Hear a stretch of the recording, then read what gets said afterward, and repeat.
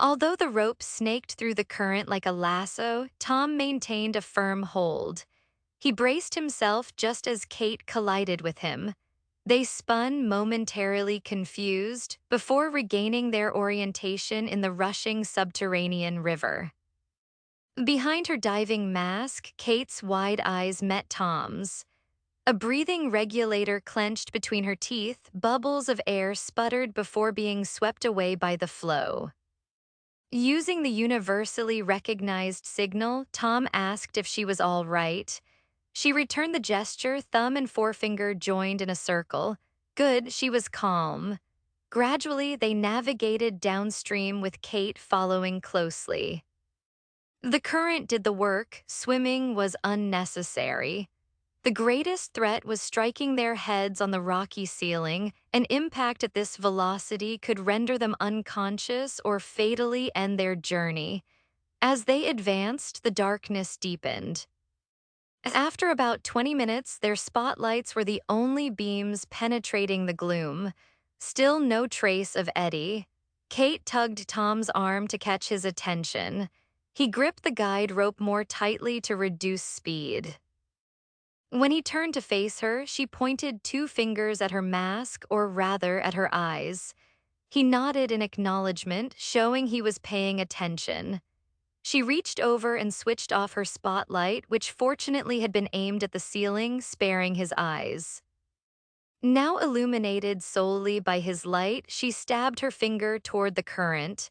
Again, she gestured to her eyes. Tom grasped her meaning. She wanted him to look downstream. As he began to turn, she stopped him and flipped off his lamp. Now it was clear she had sharper vision.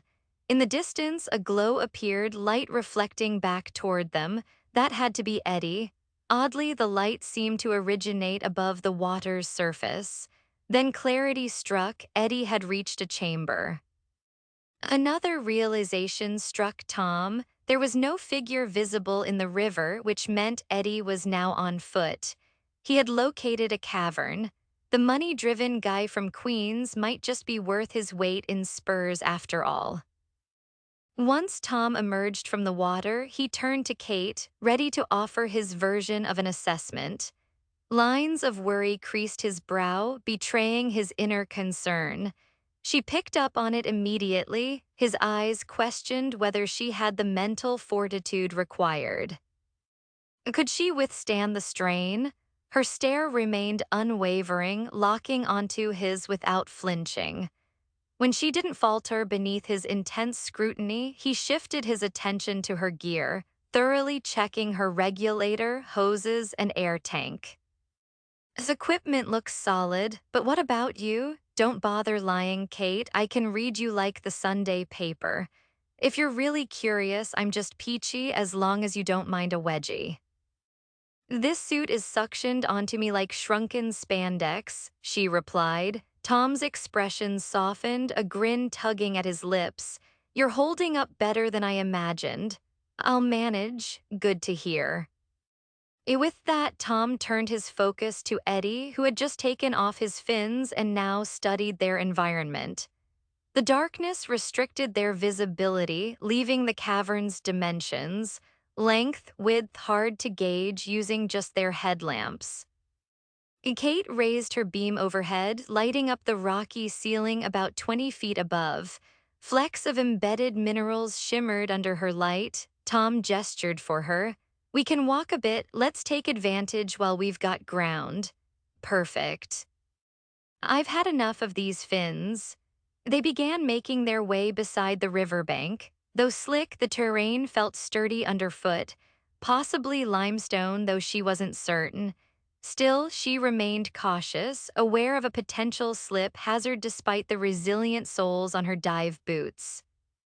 The pitch blackness was suffocating, and Kate felt claustrophobia inch closer.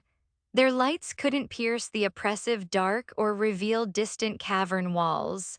A sudden spike of fear took hold. Something could lunge at them from any direction, and they'd be blind to it until too late. She forced herself to breathe in steadily through her nose and exhale from her mouth. There couldn't be life this deep underground, at least, that's what she reassured herself. A faint stench reminiscent of rotten eggs filled her nostrils, traces of sulfur, a common byproduct from the cave's geological formation by sulfuric acid erosion. The smell was light, meaning their air was safe for now. In some cave systems, gas levels could be deadly without masks.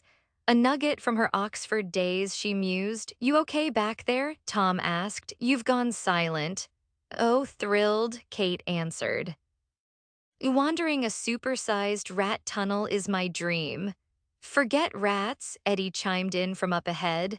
"Worry about a caiman. It's not impossible for one to slither into this underground hall. They're natives of the Amazon River."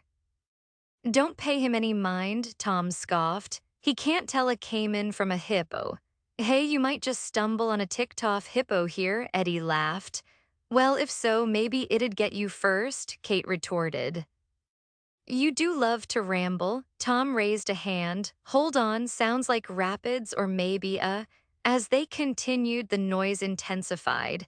Kate started fitting the clues together. A waterfall it had to be.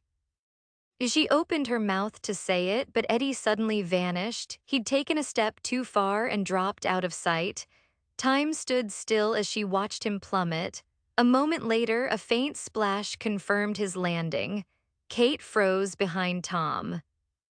He angled his flashlight down to reveal a far-off watery basin where the river thundered into a deep catch pool and then raced onward. "That's quite the drop," Tom observed.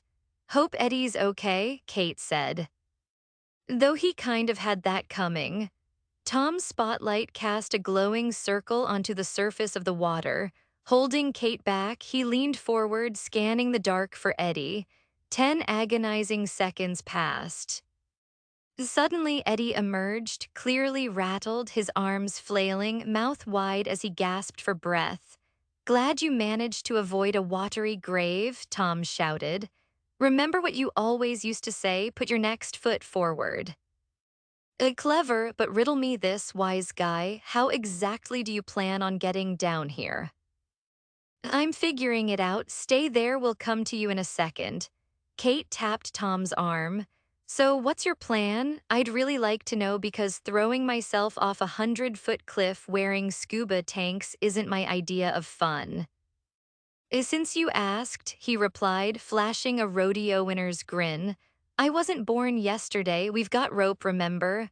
"Oh, right, nice thinking," Kate responded. He tapped the side of his head with a smirk. "There's more going on up here than in your average city slicker." Unstrapping from their buoyancy vests, tanks still attached, they tossed the gear down to Eddie. Tom led Kate back toward the tunnel entrance. The walk stretched over 50 yards. After about 5 minutes, they arrived. "Get ready to pull me out," Tom instructed, then plunged into the river. The current swept him along swiftly. He ducked beneath the surface and within moments spotted the rope. Running his fingers along it, he caught hold and came to a stop. Water rushed past as he swam toward shore. "Kate," he called, "where'd you go?" She emerged from the shadows. "You vanished when you jumped in. I couldn't see you." She extended her hand to him, giving him the leverage needed to climb out.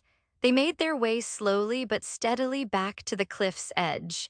Once there, Tom freed the rope from beneath the waterfall.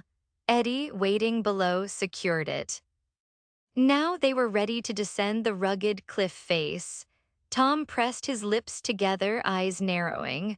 "We'll rely on extra carabiners for a brake system. Our short lines are hooked to our weight belts, not true climbing harnesses." "The lines are basically just there to attach us to the guide rope, not ideal for rappelling. It's not exactly secure, still." He gave a sly smile. "We can rig a braking setup using extra carabiners." He took 2 carabiners and threaded the rope through their centers, then added 2 more over the top, aligning the rope against the hard metal edges. The configuration allowed controlled sliding with added friction for stability.